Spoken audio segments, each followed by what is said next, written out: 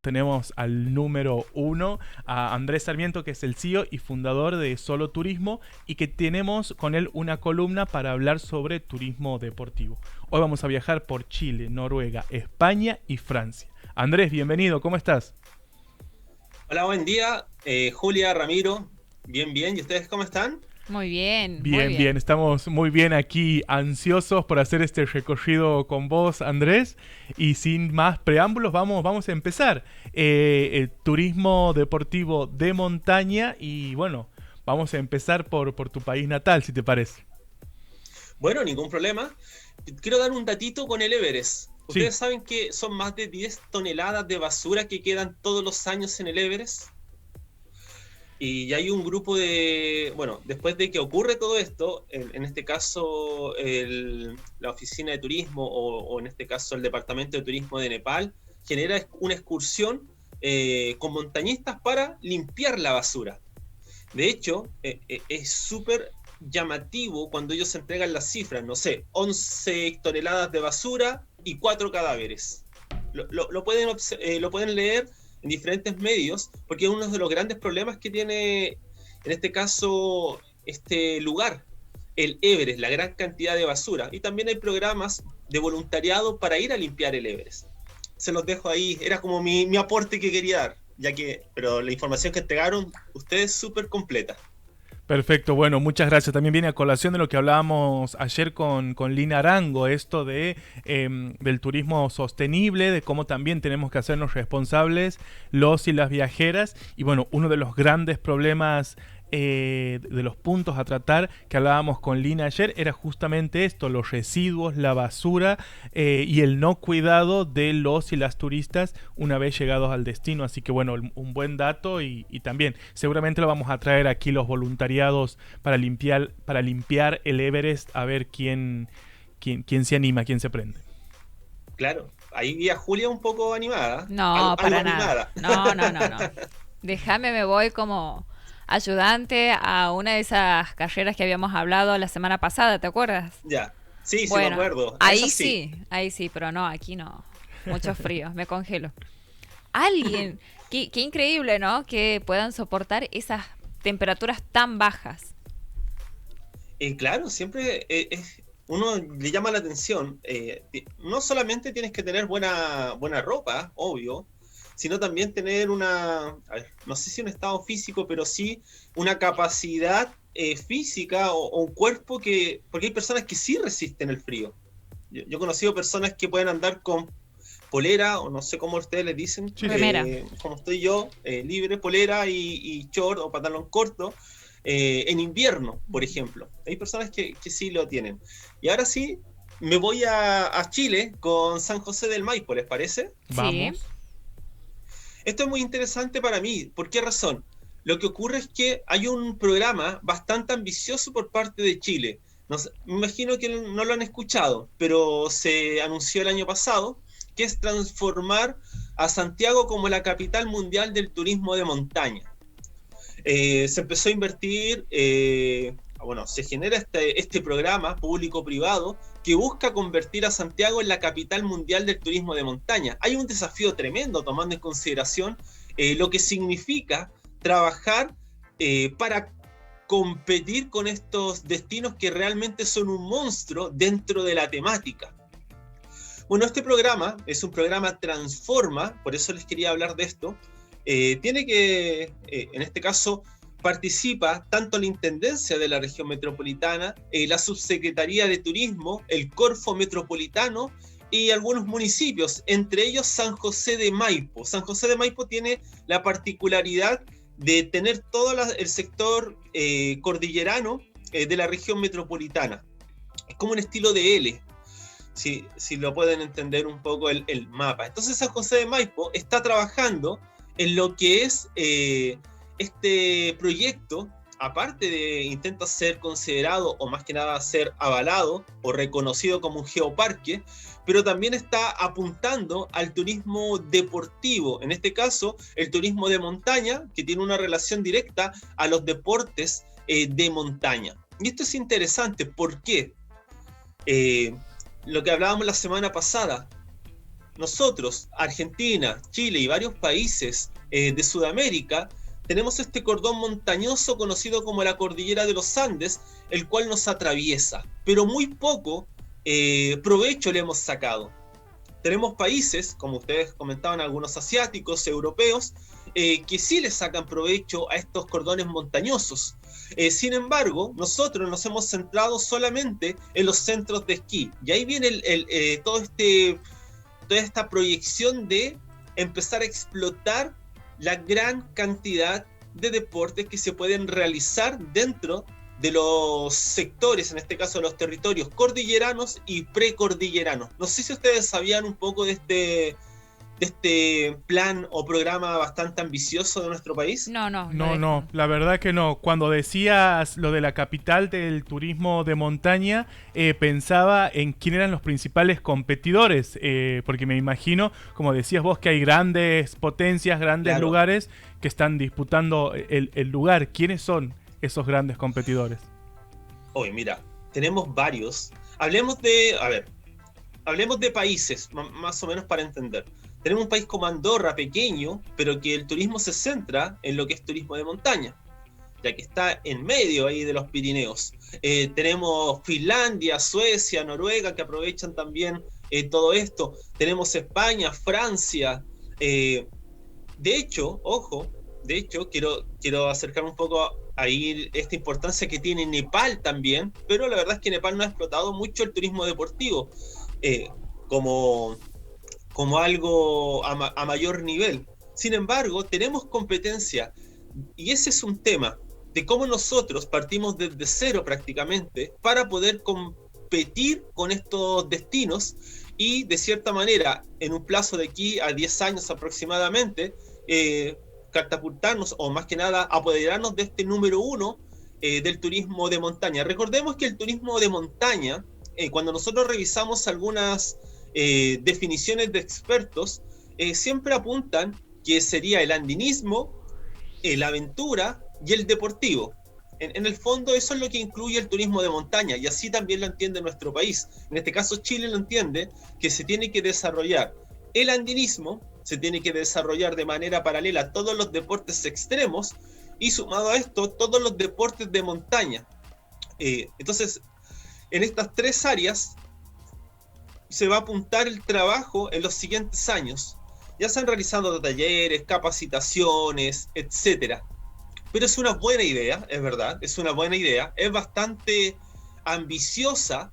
Sin embargo, San José de Maipo es una comuna que queda en el sureste de Santiago y tiene esta característica. Netamente está inserta en la cordillera de los Andes y tiene un río, que es el río Maipo, que lo atraviesa, o que la atraviesa.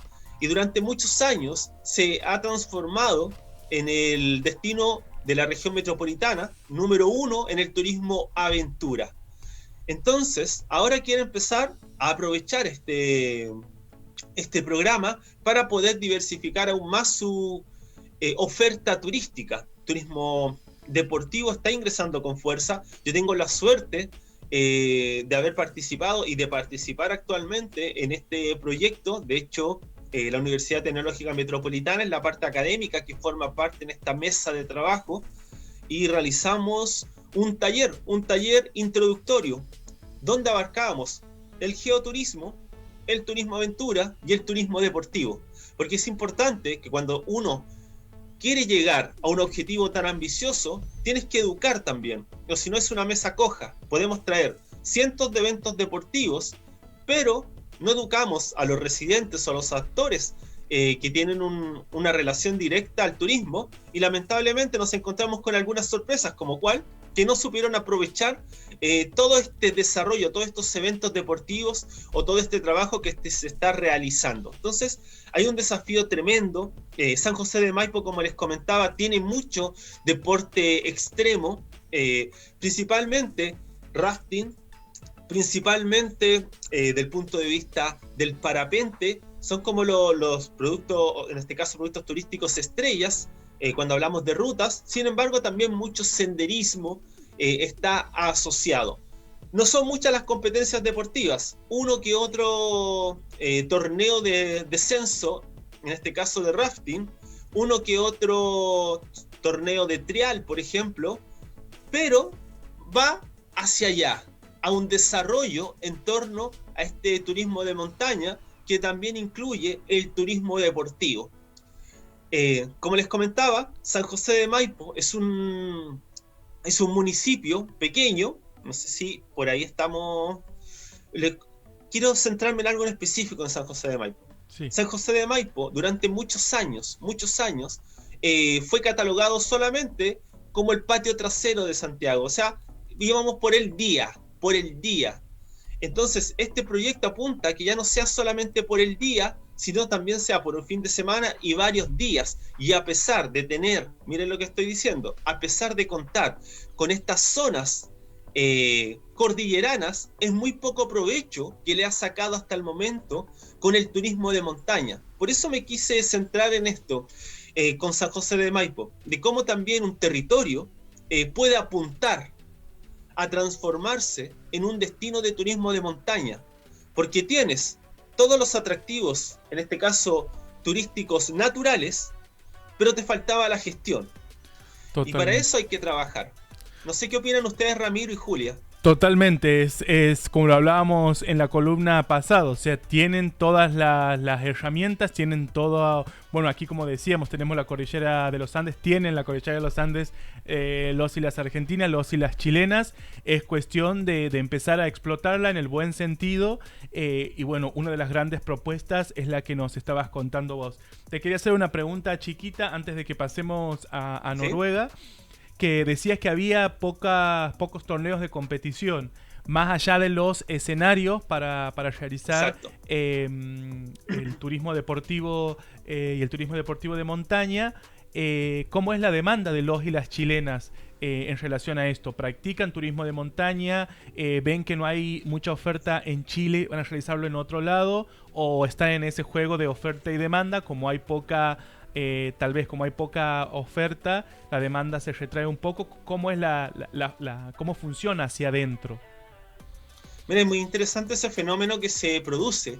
Lo que pasa es que hay que entender que el turismo deportivo tenemos competitivo y recreativo. San José de Maipo es un destino de turismo deportivo recreativo, o sea, yo voy a practicar una competencia deportiva. Tenemos competencia, o sea, deportes como el rafting, como les decía, el parapente, entre otros, que efectivamente tenemos que ir a realizarlo con una empresa, o el kayak, etcétera. Pero tenemos otros que nos podemos realizar de manera individual, un grupo de amigos, y aprovechar, por ejemplo, esa imagen que están justo mostrando, aprovechar el territorio. Entonces aquí se produce lo entretenido. En San José de Maipo, cuando tú quieres ir a San José de Maipo, vas sin ningún inconveniente en el día, pero al regreso se transforma en algo caótico, porque hay muchas personas que van por el día, como les decía. Tenemos muchos excursionistas, y ahí estaba el gran problema que se tenía con los residentes. Decían, llegan muchos, pero no dejan dinero, porque traen desde su casa, y ahí un poquito lo que comentaba Julia, me acuerdo, creo que fue la semana pasada, que llevaba su alimentación, entonces no gastaba absolutamente nada, no había gasto turístico en el territorio, solamente utilizaban el territorio. Y ese es uno de los desafíos que tiene San José de Maipo, pero tiene una alta demanda. De hecho, uno que vive en Santiago sabe que tiene que ir a San José de Maipo si quiere disfrutar, por ejemplo, de un trekking o de un sendero, o sencillamente de una actividad un poquito más ligada al andinismo. Entonces sabemos que San José de Maipo es nuestro destino cercano. Aproximadamente en 1 hora, 2 horas estás allá, dependiendo de la ubicación o el lugar al cual deseas llegar. Puedes hacer trekking de 3, 4 horas, llegar a un glaciar, está el volcán San José de Maipo, etc. Tienes muchas cosas para hacer, pero hay que empezar a trabajar para generar desarrollo territorial. Y el desarrollo territorial se trabaja en base a diferentes estrategias que apuntan, en el fondo, a que exista gasto turístico. Y ese es un desafío que se tiene. Es el embalse El Yeso que se ve en la imagen, un lugar característico de San José de Maipo, muy visitado. Y este es el problema que ha tenido este destino. Les voy a comentar, y con esto cierro la pregunta de Ramiro.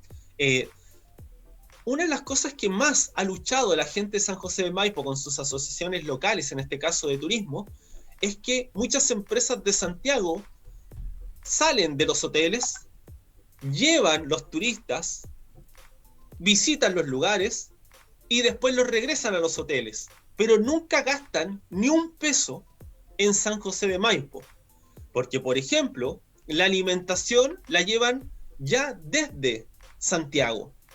Todos los snacks los compran en Santiago. Entonces son cosas que hay que trabajar. Por eso les comentaba, no basta solamente que un territorio tenga grandes atractivos turísticos, sino también necesita gestores que permitan que se genere un desarrollo turístico de manera sostenible. Y ahí me sujeto a las palabras que dijo Ramiro al inicio.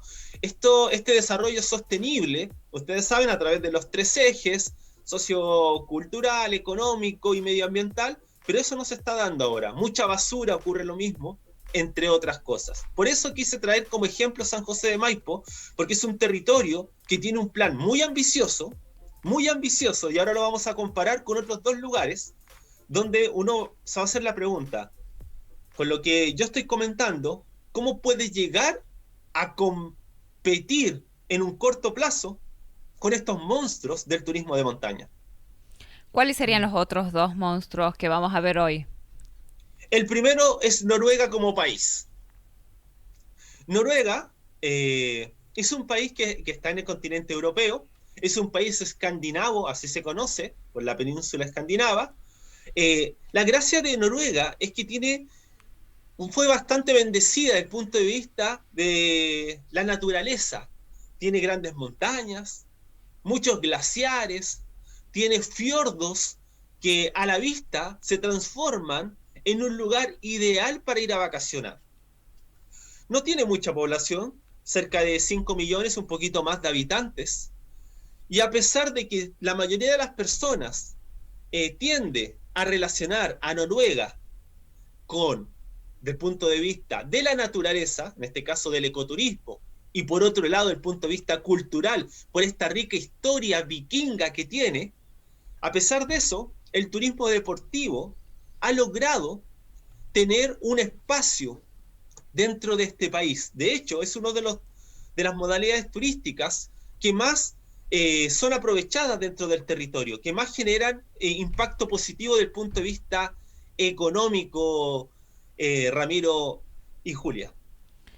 Bien. Bueno, y el otro país o la otra parte que vamos a ver. El otro es una zona, es Pirineos. Ajá.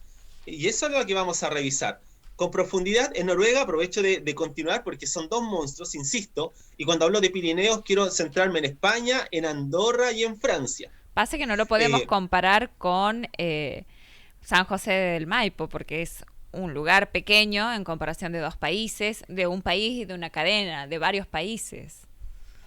Exacto, pero ahí viene un desafío de cómo nosotros aprovechamos el territorio, cómo aprendemos en el fondo de estos países y estos territorios que sí han optado por el desarrollo del turismo deportivo de montaña. Bueno, les comento que en Noruega como país, como desde el punto de vista cultural, el esquí y el fútbol son los deportes más populares. Después viene el hockey sobre hielo, todos los deportes de motor, el handball inclusive y el atletismo. Pero el esquí y el fútbol son los más potentes. De hecho, dentro de la cultura noruega se da un fenómeno bastante interesante. Los noruegos recuerdan con mucho cariño los Juegos Olímpicos de Invierno del año 1994.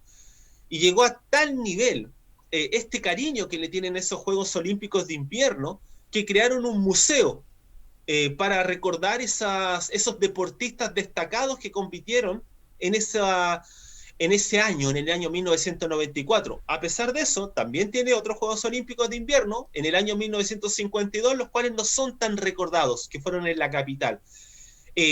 Noruega generaron un desarrollo del turismo deportivo a otra escala. Ellos saben muy bien que los turistas deportivos llegan a competir o también a realizar deportes de manera recreativa. Por ejemplo, en el ciclismo y en el senderismo, ellos han realizado, en este caso, 2 sitios web donde tú vas a encontrar toda la información de los senderos, de las rutas que tienes para el ciclismo y el senderismo. De hecho, esta información la han ido complementando con publicaciones que hacen dentro de Noruega. Por ejemplo, ¿cuáles son los principales senderos de Noruega? ¿Cuáles son las principales rutas de ciclismo? Entonces, diferentes escritores generan libros, o en este caso publican libros, dando a conocer estos tips o estos lugares del punto de vista del ciclismo y el senderismo. Ahí estamos viendo cómo se utilizan las estrategias de manera correcta. Y acá viene una de las grandes competencias que tiene Noruega. No sé si alguna vez la escucharon, la carrera del Ártico. Sí. La carrera del Ártico, Sí, que bueno, sí. Julia, donde los ciclistas profesionales se apuntan. ¿Por qué? Porque no solamente es complejo desde el punto de vista de la exigencia deportiva, sino también por la maravilla que se tiene con los paisajes con los cuales cuenta Noruega.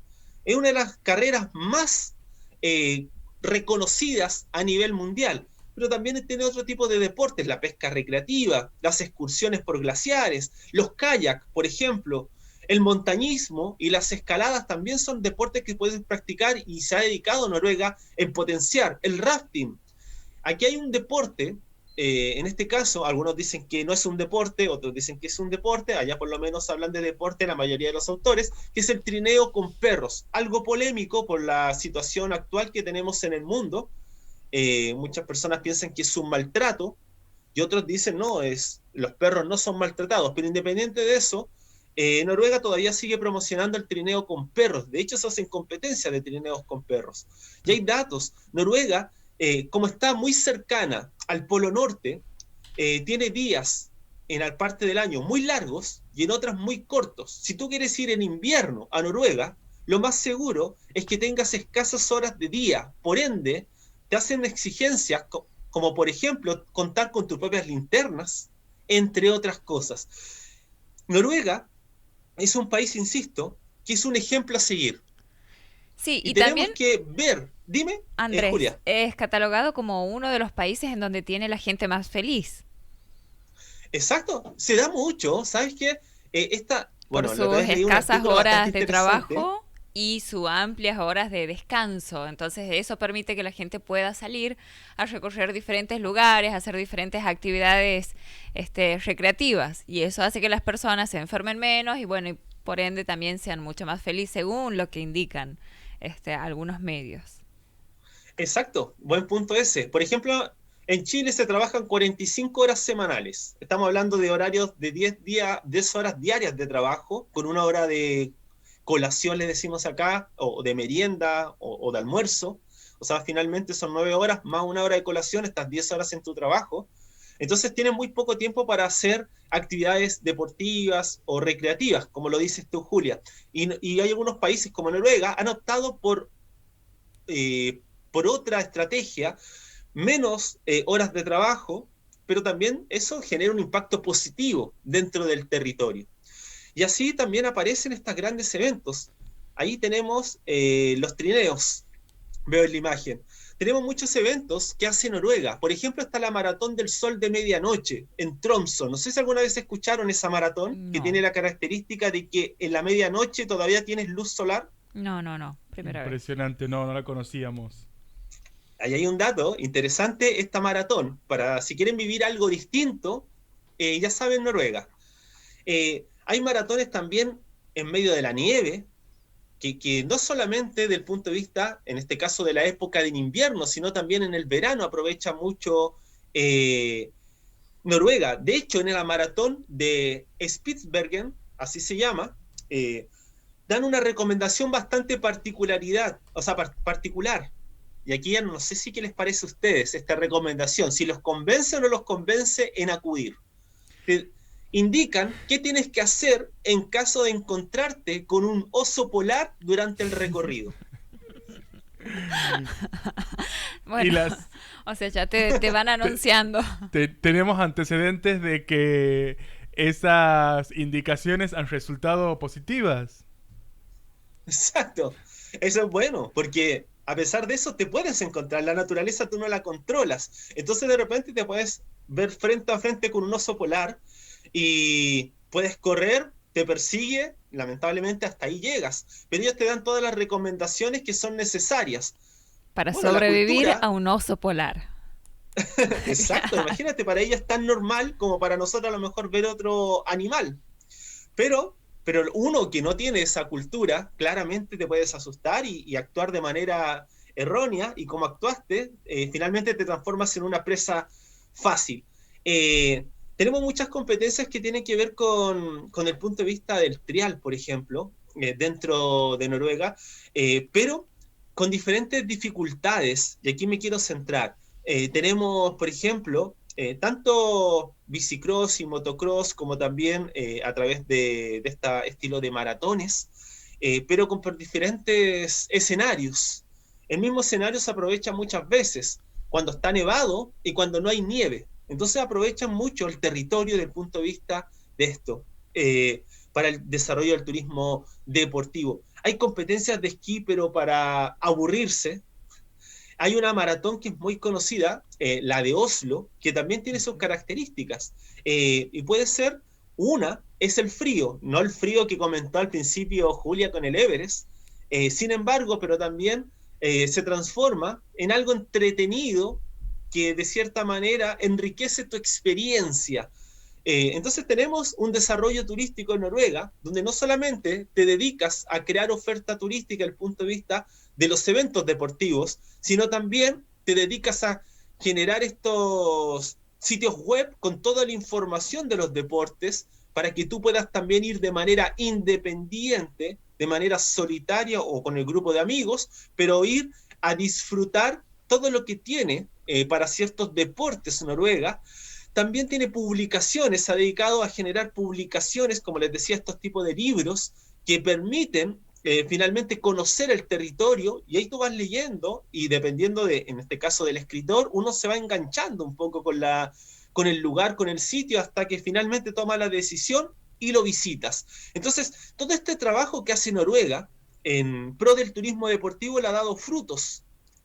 Y por eso digo que Noruega es un ejemplo a seguir. No sé qué opinas tú, Julia, qué opinas tú, Ramiro, con lo que hemos hablado hasta el momento. Sí, totalmente, totalmente. Pienso que, bueno, como lo estás contando, seguramente va a funcionar, entre comillas, como modelo. Sabemos, bueno, que extrapolar un modelo de un país tan diferente a otro tiene sus complicaciones, pero analizar cuáles son las medidas, esto que decías vos de las estrategias que han utilizado para poder potenciar el turismo, el deporte.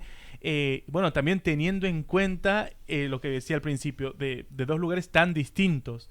Me imagino que Chile, que tiene una superficie más del doble que Noruega, que tiene, bueno, muchísimos más habitantes, creo que tiene casi 20 millones de habitantes, y 5 Noruega, también me parece que la administración de un lugar más pequeño siempre resulta, también lo digo entre comillas, tal vez un poco más fácil, bueno, con todo lo que tiene para ofrecer Chile, en su enorme diversidad para hacer turismo, por ahí se potencian algunas cosas y se descuidan otras, pero como también lo comentábamos con vos, tienen toda la superficie natural, paisajística, para poder hacerlo, y Noruega puede ser una base fuerte para poder desarrollar el proyecto.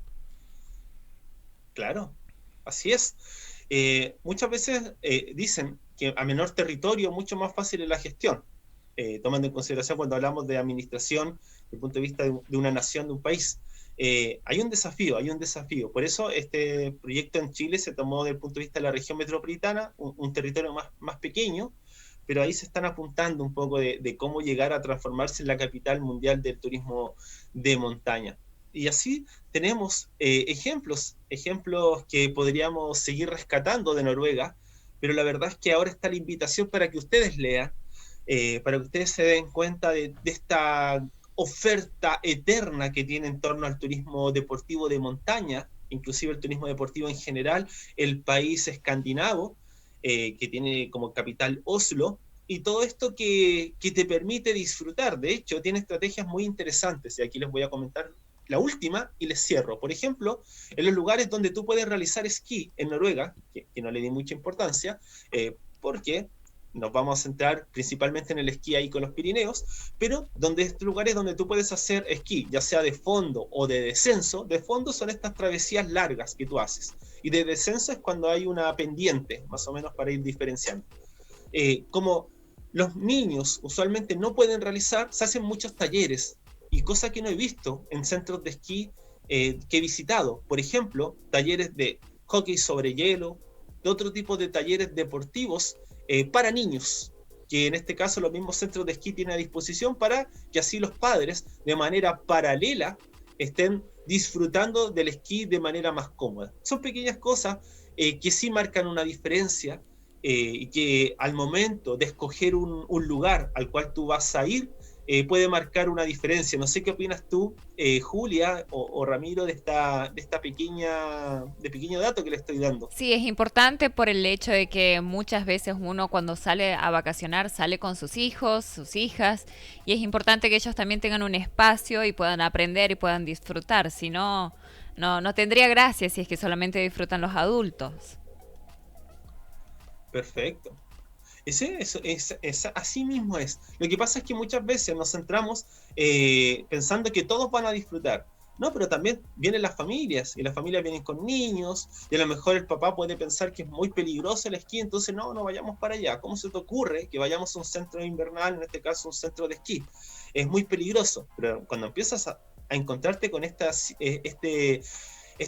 opciones paralelas, finalmente tomas una buena decisión y optas por estos centros de esquí. Así es, y los talleres son un claro ejemplo de lo que estás contando. Empezar por alguien que sabe a brindarte las herramientas de un deporte que con prejuicios parecería ser peligroso, pero con las herramientas aprendidas seguramente no lo es. Así que bueno, otra iniciativa que puede ser tomada en cuenta para replicar por los diferentes estados. Andrés, ¿qué te parece si pasamos a los Pirineos y nos vamos ahí a Andorra, España y Francia? Exacto. Bueno, de partida, Andorra es un país que poco se conoce, muy poco. Es un país pequeñito que está entre España y Francia, justo en el corazón, justo en el corazón de los Pirineos. Y los Pirineos, partamos por la base de los Pirineos. Recordemos que los Pirineos, en este caso para los que no sepan, es una cadena montañosa que finalmente separa esta península ibérica con el resto de Europa. Por eso es la importancia que tiene en el fondo los Pirineos ahí en Europa. Está entre España y Francia, y entre España y Francia también está este pequeño país que se llama Andorra. Hablamos de una altura de 3.400 metros, más o menos para que tengan una referencia, y la gracia de los Pirineos es que históricamente se ha transformado en un foco, en un lugar para poder disfrutar de deportes de montaña. En el fondo, cuando hablamos de deportes de montaña, tenemos que ver toda esta evolución que se da a través de los años. Primero en el excursionismo sencillo, después ya empezamos a generar ofertas, empiezan a aparecer otros tipos de deportes, y finalmente los Pirineos se han transformado hoy en un territorio ideal para ir a disfrutar de una diversidad de deportes de montaña en Europa. Ojo, si bien Noruega también está en Europa, pero me refiero ya en el continente europeo, tomando en consideración cuando tienes la opción de generar estos paquetes turísticos o disfrutar estos paquetes turísticos de muchos días en Europa, recorriendo toda Europa, tienes la oportunidad también de disfrutar este territorio de los Pirineos. En los Pirineos principalmente nos encontramos con centros de esquí. Hablamos de más de 40 centros de esquí. Prácticamente son 50 centros de esquí que vamos a encontrar. Por ende tenemos mucha competencia. Y como tenemos mucha competencia, los centros de esquí se han preocupado de trabajar en los precios y trabajar en los servicios que ofrecen a los turistas. No sé si ustedes en el fondo, muchachos, habían escuchado un poco de los centros de esquí que tienen también una mirada o tienen, entre comillas, una rama con los BTT. No lo habíamos escuchado, Andrés. No sé qué son tampoco. Bueno, los centros BTT, o los BTT como los conocen, son centros que aprovechan también los centros de esquí, en el fondo, cuando no tienes, porque la nieve no está durante todo el año en todos los sectores. Por ende, los centros de esquí se transforman en centros BTT que son enfocados netamente para los amantes del mountain bike. Esa es la gracia. Los centros BTT es igual que un centro de esquí y te entrega todo lo necesario para disfrutar del ciclismo de montaña. Entonces tienes alojamiento, tienes alimentación, tienes rutas, tienes talleres, entre otras cosas a disposición. Entonces, en los Pirineos, principalmente en el sector de España, te vas a encontrar con centros de esquí que al mismo tiempo son centros de BTT o sencillamente con centros de BTT en solitario. Entonces, ahí empieza a diversificarse la oferta turística. En mi país no conozco un centro de BTT, por ejemplo, estos centros especializados para mountain bike. Y la gracia de los centros de BTT es que atrae miles de turistas, de deportistas al año. Y son datos que nosotros por lo menos no manejábamos, pero es necesario investigar. ¿Por qué razón son interesantes? Ya no solamente estás apuntando, insisto, en este caso al andinismo o montañismo, no tampoco al senderismo, sino también a otro tipo de deportes que te generan esta experiencia mayor. Entonces empiezas como a trabajar con diferentes demandas. Y ahí hay otro desafío interesante. Si bien en España han ido explotando muy bien los centros BTT, los invito a revisar para los amantes del ciclismo de montaña, en este caso de la bicicleta de montaña, en Andorra se centra principalmente en los centros de esquí. Ahí veíamos algunas imágenes de ciertos deportes. Es importante entender que el territorio de montaña no siempre está con nieve. Y eso, ojo, me he encontrado con muchas sorpresas, porque hay personas que piensan que todo el territorio de montaña eternamente tiene nieve. No es así. Hay ciertas zonas del territorio que nosotros consideramos como montañoso que no tiene nieve. Por ende, podemos realizar otro tipo de, en este caso, de eventos o sencillamente competencias o disfrutar otro tipo de deportes como el kayak, como el rafting, etc. Pero nuevamente nos encontramos con un punto que es el mínimo común denominador de todos estos territorios, la naturaleza que se ha transformado, en este caso, en quien finalmente bendice estos territorios, con este relieve, con esta geografía que no vas a encontrar en cualquier lado.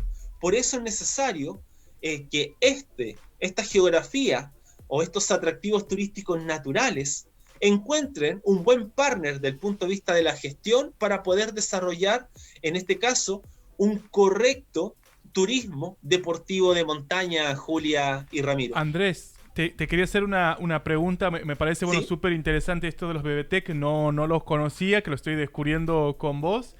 Te quería preguntar acerca de la administración de estos centros y de la administración en general de los lugares para practicar deporte y para realizar excursiones, en este caso en los Pirineos. En Latinoamérica se está acostumbrado a que las administraciones generalmente sean estatales, hablamos de los parques nacionales, de estas entradas controladas por los municipios. ¿Cómo suele funcionar aquí y estos BBT en particular, por quiénes están comandados? Oye, importante, allá se da mucho el público-privado, o sea, por un sector público, por otro sector privado, pero también organismos que son públicos y privados. Y esa es la gracia. Y buen punto tocas tú, Ramiro. Por ejemplo, en Chile se da mucho que territorios montañosos son privados y a ellos no les interesa abrir su territorio a los turistas. No les interesa, así de sencillo. Y eso es importante desde el punto de vista de la administración. Los centros BTT vas a encontrar públicos y también vas a encontrar privados. Cuando encontramos los privados, obviamente te encuentras con mayor cantidad de servicios. A mí me sorprende cada vez que leo sobre los centros BTT. Por ejemplo, hay un centro BTT en Huesca, España, que está ahí en la zona, que es muy interesante, que cuenta inclusive con lugares como spa para que cuando te acompañe tu pareja, que a lo mejor no disfruta como tú el turismo, en este caso el deporte de ciclismo de montaña, ella pueda en el fondo disfrutar también su estadía aprovechando algún baño turco, masajes, realizándose en este caso el manicure, el pedicure, etcétera. Entonces, esa es la evolución un poco de los centros BTT. Esa es la imagen que estamos viendo ahora. De eso se trata. Lo que pasa es que los centros BTT han ido trabajando muy bien en las rutas. Entonces, les entregan sus propias aplicaciones a sus clientes para que ellos puedan disfrutar sus rutas. Principalmente son rutas del punto de vista público algunas, pero hay centros BTT que se han especializado, en este caso, dentro de su territorio, que son rutas privadas en las cuales puedes disfrutar, pero te entregan todos los instrumentos, todo lo necesario para que tú puedas, en este caso, aprovechar toda esta oferta que tienen a disposición. Ejemplo, esta aplicación con todo el GPS, en este caso el trazado de la ruta, para que tú no te pierdas. También cuentas con diferentes puntos de estaciones, como les dicen ellos, en lugares de descanso o lugares donde sencillamente vas a encontrar algunos insumos que te van a permitir arreglar tu bicicleta en caso de ser necesario, entre otras cosas. Tienes muchas cosas dentro de estos centros BTT. Se han transformado como en el chiche cuando digo chiche, como no sé, en la moda de los amantes del turismo de montaña. Y eso se podría perfectamente implementar en nuestro país. No sé si en Argentina, Ramiro o Julia, ustedes, ahora que ya saben lo que es un centro BTT, ¿han visto algo parecido? Por mi parte no he visto. Pero sí quería mencionarte algo que vos habías mencionado recién, era que no todas las montañas tienen nieve, y qué importante es que tengamos en cuenta esto, porque cada país es rico desde diferentes formas y tiene sus diferentes climas, ¿no? Y qué importante es que se pueda explotar los diferentes tipos de montañas y los diferentes tipos de deportes que se pueden realizar en cada una de ellas, como ser escalada, trekking, el alpinismo, el senderismo, bueno, barranquismo, entre otros. Claro, o por ahí, perdona Julia, también con las temporadas. Uno piensa que va a ir una determinada temporada y, como decíamos, sí o sí va a haber nieve, y por ahí no sucede. Y bueno, justamente estos centros vienen a hacer un escape a esa situación y poder acomodar la agenda de los y las turistas. Así que una iniciativa.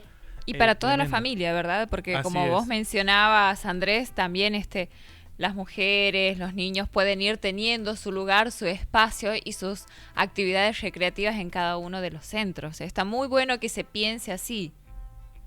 Exacto, y ese es un desafío. Y es buen punto lo que ustedes están hablando.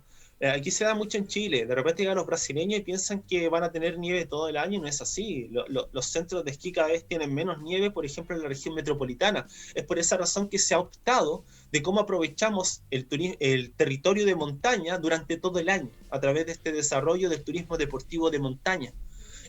Porque se encasilla, insisto, tendemos a encasillar la montaña con la nieve. Entonces, como encasillamos la montaña con la nieve, pensamos que solamente la montaña nos sirve para desarrollar oferta turística de turismo de nieve, pero no es así. Y de repente, ¿qué pasa? Si ese año hubo sequía y no hay tanta nieve, ¿qué tienes para ofrecer? Y ahí viene el problema para todos estos touroperadores, toda una cadena, todos los touroperadores, las agencias de viajes, los touroperadores que diseñan el producto, las agencias de viajes que lo comercializan, y que lamentablemente, no sé, pensemos en un brasileño que quiso venir a disfrutar el turismo de nieve en Chile, viene en septiembre, pero se encuentra que en septiembre ya no hay nieve porque nevó tan poco y hay tantas temperaturas altas que lamentablemente cuando él llegó a Santiago, lo que menos tiene es nieve. Y entonces ahí viene esta evolución de los centros de esquí que en Chile se está dando, que durante la época de nieve, deportes de nieve, y en la época donde no hay nieve, se empieza a transformar el territorio. Por ejemplo, con tipos de deportes un poquito más extremos, pero que sencillamente de igual manera las puedes realizar dentro del territorio que tienes a disposición. Y ese es un tema importante. Y siempre intento yo bajar un poco a las personas cuando están muy emocionados para explotar el turismo de nieve, decirles, recuerden que depende del territorio, no todos los territorios tienen nieve todo el año, estamos en un cambio climático donde todos los años ocurre algo distinto, por lo menos así está ocurriendo en Chile, de repente hay más sequía, de repente dicen que va a llegar las lluvias, pero no llegan. Entonces, estamos como modificando un poco el clima. Y por esa razón es importante diversificar esta oferta turística. Y a través del turismo deportivo, como lo hablamos, recuerdo, en la primera cápsula, en este caso la primera columna, de este turismo deportivo, que una de las particularidades que tiene es que no es estacionario. O sea, en invierno hago deportes que puedo realizar en invierno. Por ejemplo, si el territorio es lluvioso, bajo techo, handball, básquetbol, etc. Si es un territorio montañoso y tiene nieve, todos los deportes de nieve. Pero si es en verano, utilizamos mucho más el territorio abierto en este caso, para hacer maratón, trial, ride, entre otras cosas. Entonces es una de las particularidades y uno de los desafíos que tienen los territorios que optan en el fondo para transformarse en destinos de turismo de montaña. Recordar siempre, también uno como turista, se tiene que educar y tiene que investigar. Yo me he encontrado con muchos turistas que vienen y se desilusionan porque no hay nieve. Pero, oye, sí, lo que pasa es que la nieve está entre julio y agosto, lo más seguro. Deberías de haber leído un poquito antes la consigna. Para el turista ese que chequee un poco la agenda, el calendario, para no encontrarse, con eso. Y menos en el contexto en el que estamos viviendo ahora. Ir a un lugar sin haber chequeado cómo va a ser el clima, cómo va a ser la temporada, encontrarse con eso, intentar hacer otra cosa, y sabemos que ahora la administración de los lugares está mucho más apretada, ya no se puede conseguir un hospedaje de un día para otro, entonces hay que tenerlo en cuenta. Andrés, hemos viajado muy bien con vos hoy, hemos recorrido todos estos lugares impresionantes. Vamos a hacer toda la fuerza para que San José del Maipo se convierta en la capital del deporte de montaña y compita ahí en las primeras ligas con Noruega o con los Pirineos.